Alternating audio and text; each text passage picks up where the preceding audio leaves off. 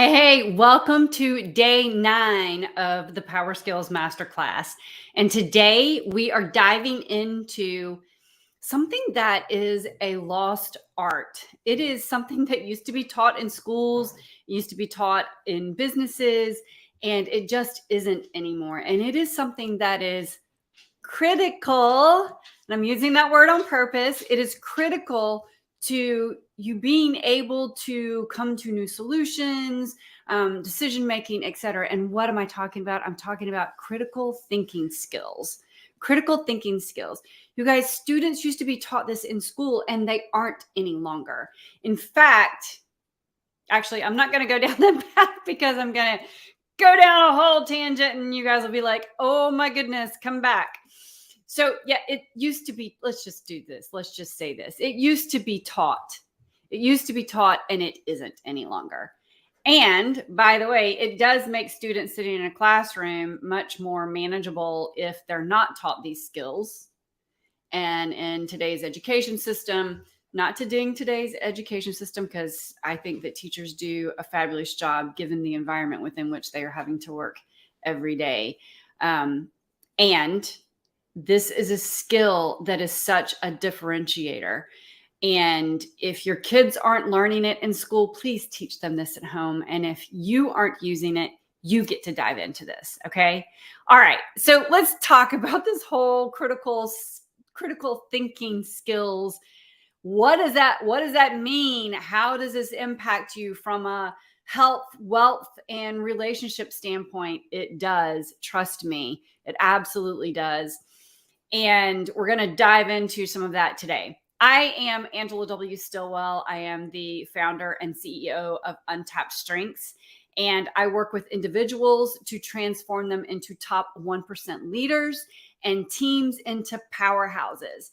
And you guys, listen, I actually go in and do a full day workshop on this particular topic for organizations and corporations. And, it's amazing. We see with what has been happening in the world over the last several years, particularly, it's just ramping up faster and faster and faster. We see how little people really know how to use this particular skill. Again, I'm not going to go into a whole lot of detail. As I'm talking, I think you'll be able to see what I'm talking about. But let's dive in. So yeah, like I said, it used to be taught in schools and at work, and it isn't any longer. So what exactly is critical thinking?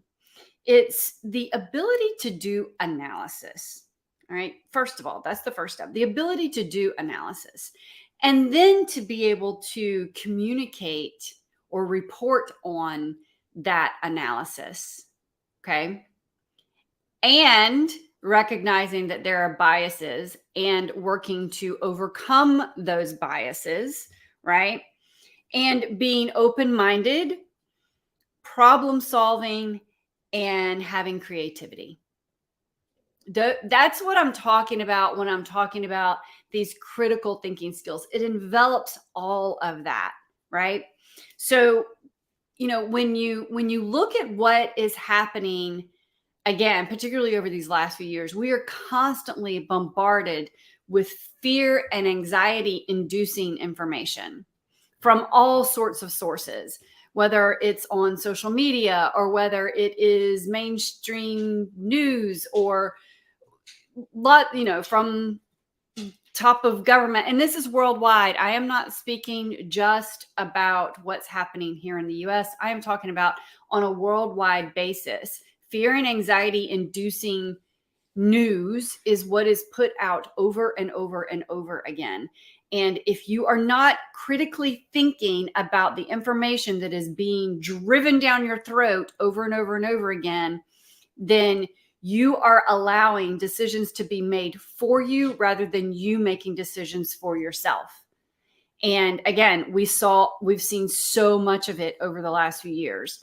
So my challenge for you is to really lean in today and pay attention to what I'm talking about with this critical thinking skills aspect and really get curious around what you're saying about the stuff that's coming up right now.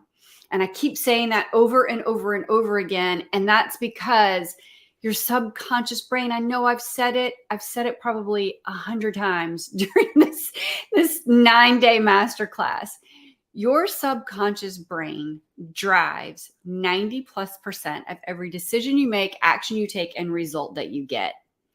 So you get to get really clear and really curious around what's coming up for you. What is the meaning that you're giving to things? What are you saying about some of the stuff that I am talking about with every single one of the days that the different power skills that I've talked about over the last 9 days, right? And particularly this one, because this one it impacts all of the others. I keep talking about how they stack on top of each other and integrate with each other. And this one does as well. Okay. So every day we see people making decisions or allowing decisions to be made for them that they're doing without critically thinking about it. And I have so many examples that I want to share with you guys, and I'm not going to dig into them. I'm not going to dig into the examples. Just think about what all has happened over the last few years and how people just fell in line with so many things and they didn't use critical thinking skills. Okay. Use your critical thinking skills so that you get to make decisions for yourself going forward. All right. So what are traits of critical thinkers? What are traits of critical thinkers? The first one is curiosity. And when I'm talking about curiosity with this, I mean like childlike curiosity. I am one of the most curious people when I'm talking with people or when I'm learning something or when I see something for the first time. I'm super curious about it. I want to know, what is it that has you thinking that way? What is it that has you doing that? Why is that working that way? I probably drove my mom crazy when I was a little bitty kid. She never said I did, but probably did. But really be curious around, what's happening around you, what's being said, why is it being said, what's underlying all of it, right? So that childlike curiosity is huge. Compassion. The other day we talked about emotional intelligence and we got into empathy and what that looks like. Compassion is something that allows us to see other perspectives, right? We get to see our perspective and really examine, be curious around what our own perspective is, right? What has us perceiving things the way that we do? And compassion allows us to see others' perspectives and having empathy for those others and their perspectives, right? So curiosity, compassion, awareness. Now listen, I am not talking about sitting in front of your TV and watching the news 24/7. That is where all of this fear and anxiety inducing stuff is coming at you. And if all you're doing is swallowing that, absorbing that, then you are not critically thinking. Step away and observe all around you. Have an awareness of what's going on with family, what's going on with employees, what's going on in your community, right? Get out in the world, observe with your own eyes. Be aware of what's happening, right? Again, it's not about sitting in front of a TV. It's not about staying on social media 24/7. Get your ideas and then dig into these pieces that I'm talking about with the curiosity, the compassion, the awareness, decisiveness. Be decisive. To decide comes from the Latin words decidere, and decidere means to kill off. That's what the word decide is based upon. So when you actually make a decision, you are killing off other options, right? So there's I cannot remember who it was that said it initially, but money loves speed. So when you can make decisions quickly, that positively impacts your wealth creation. It also positively impacts your health and your relationships. So making being decisive about things. The other thing that this does is when you are decisive, it allows your brain to be freed up of space and effort.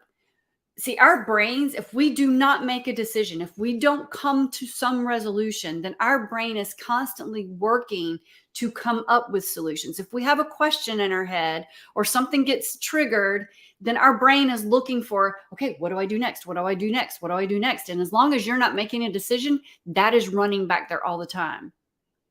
It will cause fatigue. It will cause lack of sleep. It will cause your cortisol levels to go up.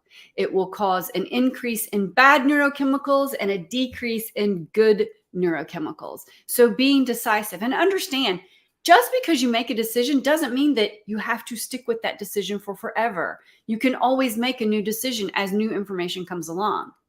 Just be decisive one way or the other, right? Maybe the decision is to just say no for now. Doesn't mean you have to say yes. I'm not saying that. I'm saying just be decisive one way or the other. All right, honesty. I'm not talking about brutal honesty here. It drives me crazy when people say, I'm just brutally honest. No, you're not. You're rude. You're a bully. No, brutal honesty is not necessary. You can be honest and still have compassion, still be compassionate. You can be honest and still have awareness. You can be honest and still be empathetic, right?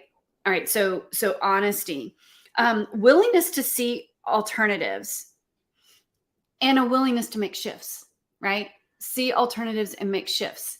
So, okay, you've been curious, you've made decisions, you've been aware, and now an alternative comes up.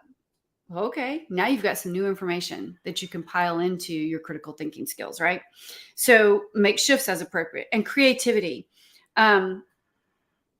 When you're bouncing around ideas and you're brainstorming and you're being creative, nothing is off the table. You're just coming up with ideas, right? You're just coming up with concepts.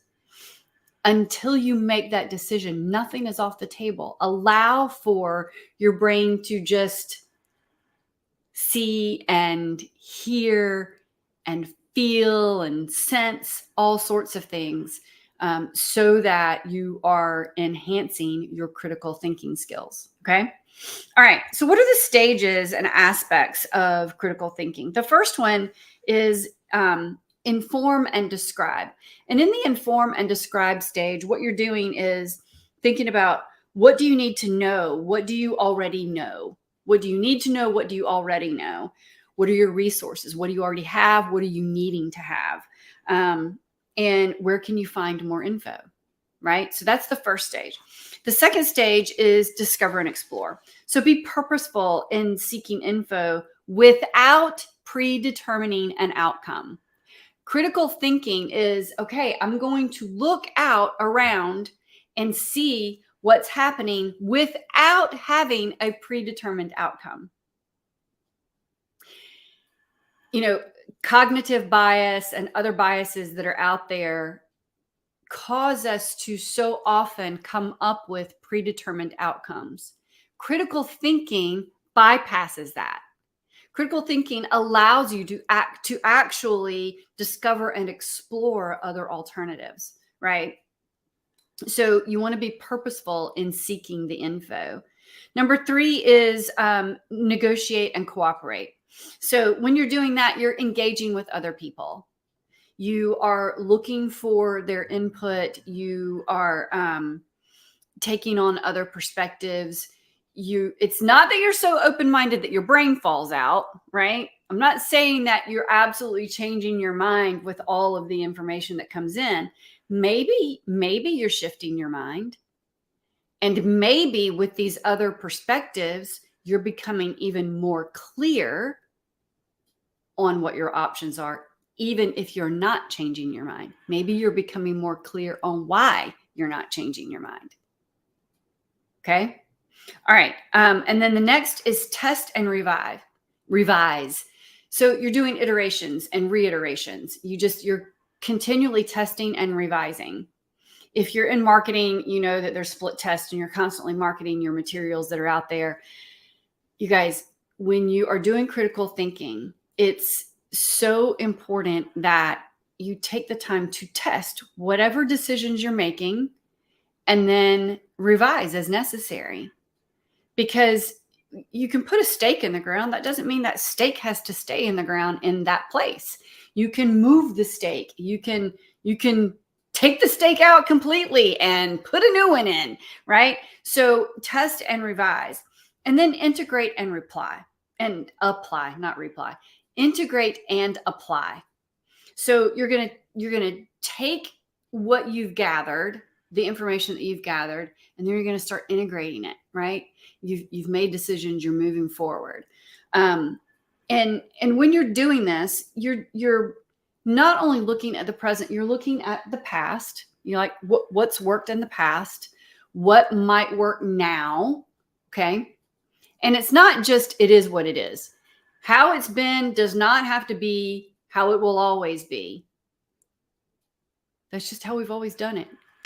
No, it's not how you've always done it. Maybe it is how you've always done it. It doesn't mean that's how you have to always do it. Critical thinking.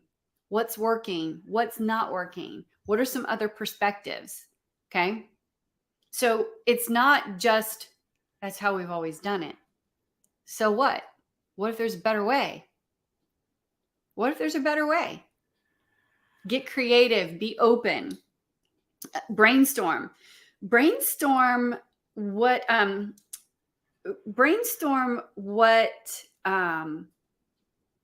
the outcome might be. Brainstorm what the outcome might be. I had a coach, I still follow her and do some things with her. And she would always challenge us to come up with 50 different ways to do XYZ. 50 different ways. And if we could come up with 100, even better. Didn't matter what the problem was, come up with at least 50 different solutions. That's a lot. That's a lot of different solutions. And what tends to happen is you'll hit a certain threshold and then your brain kind of shuts down. And then if you can get past that shutdown period, then more creativity kicks in. And that's what I'm encouraging you to do. Go for at least 20. Go for at least 20 alternatives. If you can get to 50, great, even better. 100, man, you're doing fantastic. All right. But come up with different alternatives. Come up with a big list. And remember, nothing's off the table because you haven't made a decision yet.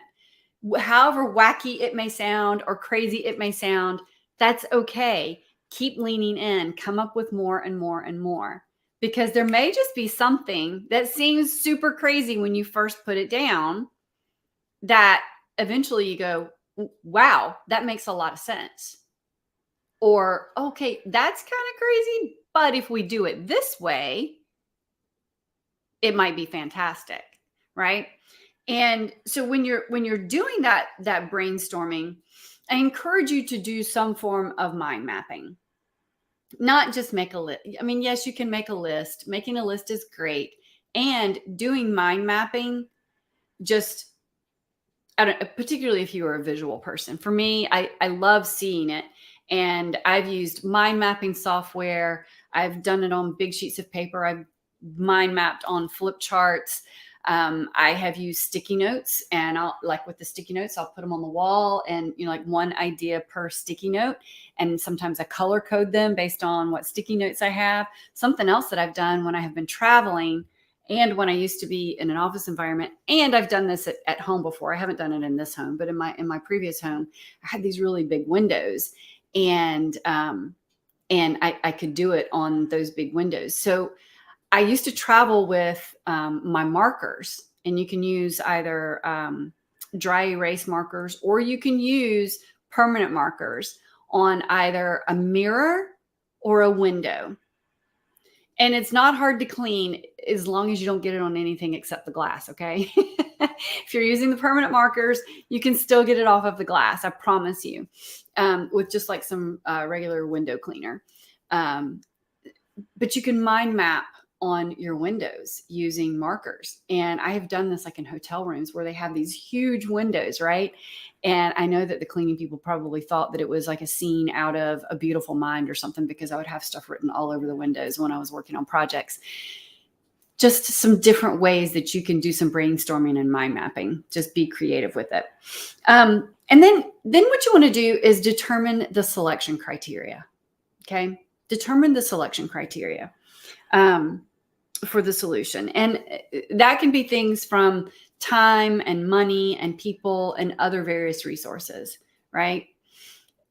Departments availability, you name it. Just, think about what your selection criteria is going to be for that next decision. And then, is there buy-in? Excuse me. Is there buy-in from the team, from other people, from your significant other, from your family, your community, wherever you're using your critical thinking skills and this process that we're talking about? Is there buy-in from the other people who are being impacted from the decision that you're trying to make? Is there a willingness to implement from the other people who are impacted? If there's not buy-in and there's not willingness, it's going to be a really tough uphill battle. How can you work on and then use some critical thinking? How can you get that buy-in? How can you help them with their willingness? And when I'm talking about buy-in, I'm talking about the people on the team, the people on either side of you, the people above you, the people in front of you, the people behind you, below you, etc. Right? It's all of that, their willingness and their buy-in. And then one of the, I've talked this week about asking better questions. And one of the questions when you're doing critical thinking, as you're narrowing in on decision making, what could go wrong is a great question to ask. What could go wrong? This is something that I ask. I do this planning, this planning workshop, and in that, I have my people, as they're doing their planning, think about what could go wrong. What are some alternatives? What's coming up in your head? I keep talking about over and over and over. Remember, your subconscious driving your results, right? Ultimately driving your results, your decisions, your actions, and results. So what could go wrong and what are the alternatives? What's your brain saying about this? Plan for these things now. If your brain is coming up with all kinds of things to keep you from moving forward, to keep you safe, to keep you from not making a different decision, then be super cognizant of that, right? Be aware of that. Is that something that you want to hold on to? And as you work on this, like I said, what's coming up in your mind? Be aware and alert of what you're saying to yourself. Is it true? Do you want it to continue to be your truth? Is what's coming up true? Do you want it to continue to be your truth? Because it doesn't have to be. You can do and be all sorts of things. There really are no limits. What do you really want your life to look like? Are you happy with where you are right now? Right? And you guys, I keep saying this over and over and over. All of these things impact your health. They impact your wealth. They impact your relationships. So it is critical that you work on your critical thinking skills, that you work on all of these power skills that I'm talking about. So once you make a decision, I want you to celebrate. In fact, I want you to celebrate all along the way with all of these power skills that we've been talking about. But today we're talking about critical thinking. So as you make a decision, I want you to celebrate that. And there's a reason for this. When you actually celebrate something, you produce good neurochemicals. And then your brain goes, "Ooh, that was a good thing. That feels good." Right? So I can tie that decision making, I can tie critical thinking to feeling good. Now our brain likes it, as opposed to our brain considering it change and being something to fear and have anxiety about, right? So as you are making the decision, celebrate. And then as you're implementing, celebrate again. You want to bring in celebration as a part of so much that you do in life, because when you hit these good achievements, and I'm talking little micro achievements, right? And your celebration doesn't have to be, popping a bottle of Dom or anything like that. It can be something small. Just tie the celebration to whatever it is that you're celebrating, right? So that your brain starts recognizing that these changes that you're making are for the positive, and it's a good thing. It's a really good thing, right? So, all right. Yeah, that's critical thinking. Now, if you have not yet signed up, you still have a brief window to get signed up, to get access to the replays, and to the video replays, and to the audios, and to the bonus material inside a portal. So the Linktree link that is on the screen, you can go there and get signed up. It's linktree/AW Stillwell, linktr.ee/AWSTILLWELL. The first button on there right now is the get subscribed button to get subscribed to this particular masterclass. And if you do that, you will get access to the portal as soon as it is complete. The replays that are showing right now are coming down on Wednesday. They're coming down on Wednesday.